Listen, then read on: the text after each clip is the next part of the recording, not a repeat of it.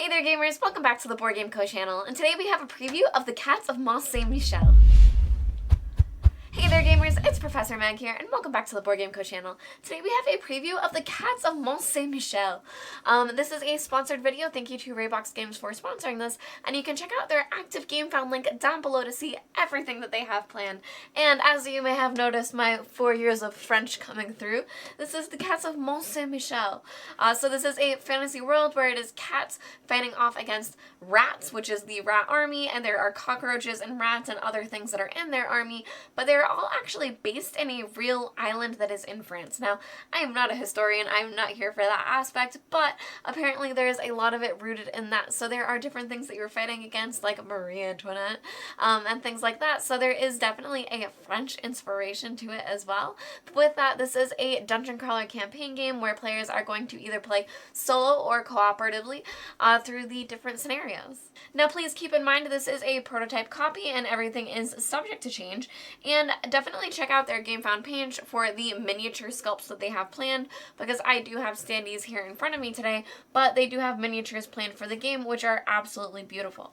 Now, looking into the game, with any classic campaign and dungeon crawler, you have your different player boards here where you can see the different playable cats that you have, and the game is going to be in this map book style scenario book where you're going to have this walking you through the different scenarios. You also have a rule book that has different entries that you'll be reading in the entries, and between the scenarios you'll have a tavern experience where you'll be not only playing through these scenarios but also healing your cats, leveling them up, getting better things, and playing through the campaign story.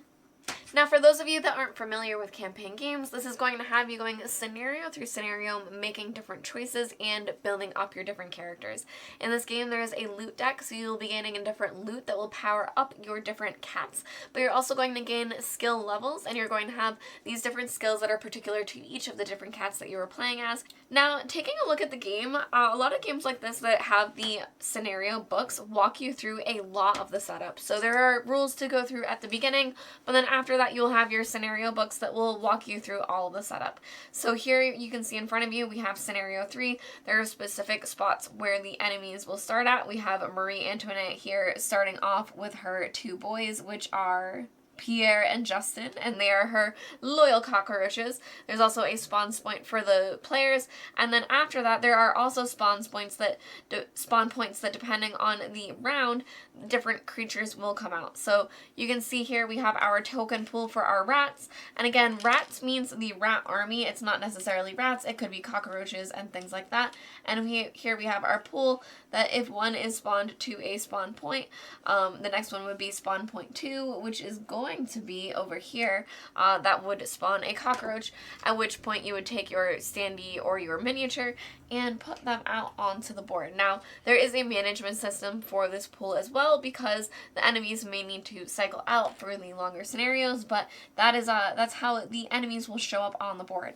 Now you have your setup and you also have your special rules. So for example, in this scenario we have a whole lot of special rules, such as capture Madame Antoinette, which is untie the dinghy mooring lines at the square is marked 0 by spending 2 AP on each line, which is extremely interesting that you here have a dinghy with the water and you're trying to untie Marie Antoinette, who is in this dinghy, and so there are these 2 points here where you can spend action points to untie them. Now I'm going through the special rules first, but pretty soon I will get to action points and exactly what they are. Inflict 2 or more wounds on Lady Antoinette, which would be when you capture her, defeat all rats on the map, move all cats onto the boat. So you're trying to get all of your cats onto this boat and get the dinghy released for you to be able to use it. And then for Madame Antoinette, Lady Antoinette is arrogant, abusive, and demanding. She is so bloated from her overeating and drinking that she cannot move unaided and is so convinced of her superiority over those beneath her. She has 2 health and 0 action points. She has power as armor and leader of the swarm. When Lady Antoinette suffers her second wound, read entry number 4 immediately, which, as I said, is going to be in the rule book, and Pierre and Justin, which are her 2 cockroaches. Pierre and Justin are Lady Lieutenant's loyal lap roaches.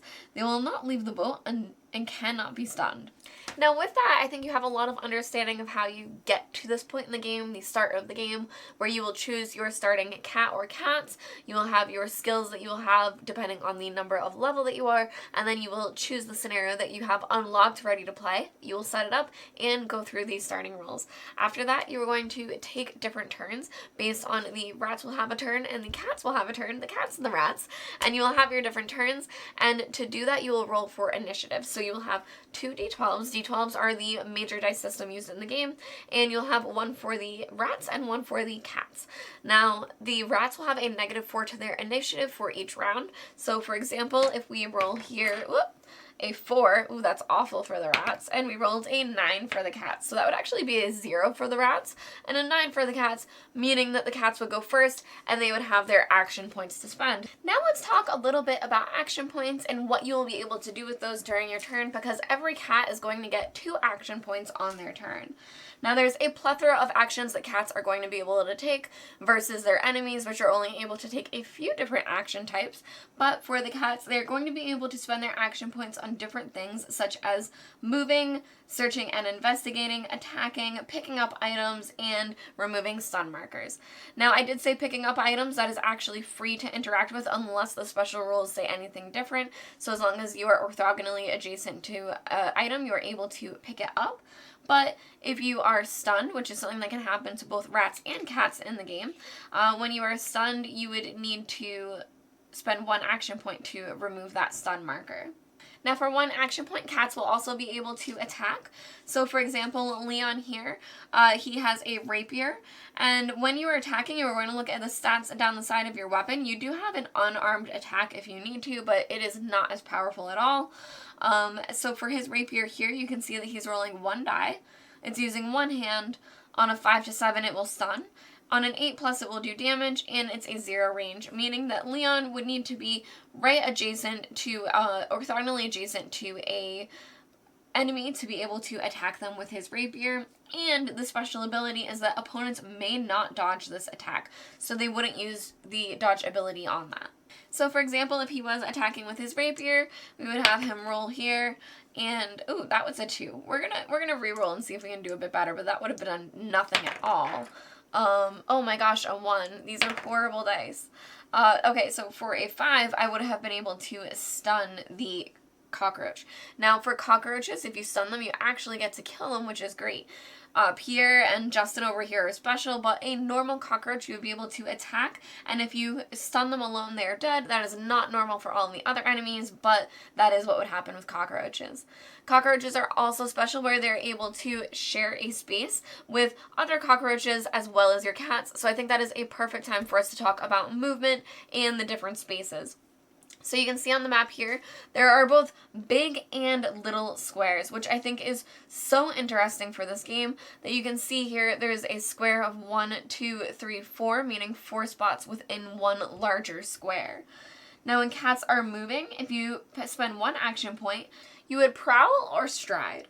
And when prowling, if you choose to use this, then your cat will move just 1 small square. So with all of these small squares, you can pay 1 action point to just move 1, whether you're within your large square or moving from one large square to another, but only from 1 small square to another. I know that may sound confusing, but that would mean if you are at the corner of a large square and move north, then you would move into the bottom corner of another large square. Another option is stride. Stride will also cost 1 action point, but stride instead will allow you to move from 1 large square to another large square, a big square to another big square, or diagonally. So you could move it diagonally within the same square, or you would be able to move from 1 large square all the way to another large square with striding.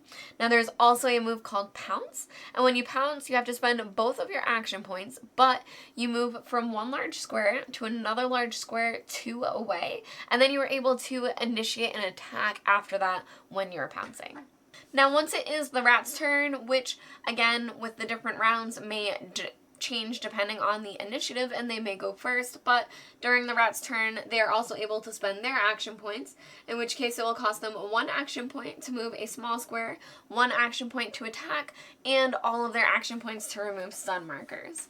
Overall, in the Cats of Mont Saint Michel, you are maneuvering around your different enemies, trying to complete these scenario objectives. So you may not always be killing all enemies. For example, the one that I showed you, you were trying to release the dinghy. Sometimes you're trying to play more stealthily. Sometimes you're trying to attack and kill all of the rats that are on the board. So there are many, many different ways for you to play these scenarios, and all of these cats behave very differently. They're classic archetypes where you have your mages, you have your rogues, and your more barbarian type cats, where they're behaving differently using stabs and rapiers and things like that, and you will be able to use your different skill trees as you level up with these cats in the different scenarios to really customize them so that they all feel unique, but you're also completing this storyline where you are these cats fighting off this rat army in France. I'm not entirely sure exactly what's going on, but from what I have seen of this game, it is a classic dungeon crawler that is very satisfying. The grid system works great. I think that the big and small squares was very, very interesting, but something that I think players are really going to love is the skill system. So looking at all of the cats that we have out here in play, I have the skills showing, but for Adara, her skill for level 1 is once each scenario, a ranged attack against Adara is ignored. So that is really, really strong that maybe toward the end of the game, you would be able to completely ignore a ranged attack on her, and she is a mage using stabs, meaning that she would normally be further back on the board anyway. And here we have Leon. His level 1 is +1 to attack rolls with rapier. So that's a really important way that you'll be able to buff your different attack rolls. As you are leveling up, you will have your skill cards available to you to make these D12s more and more powerful. For example, here we also have Guy, who has +1 to his attack rolls, but Nira we have over here, and her ability is, on a roll of a 10+, a ranged attack which has hit this figure is deflected away. Roll before the defense check. So when an enemy is attacking you, before you make the defense check, on a roll of 10+, a ranged attack could be just completely deflected.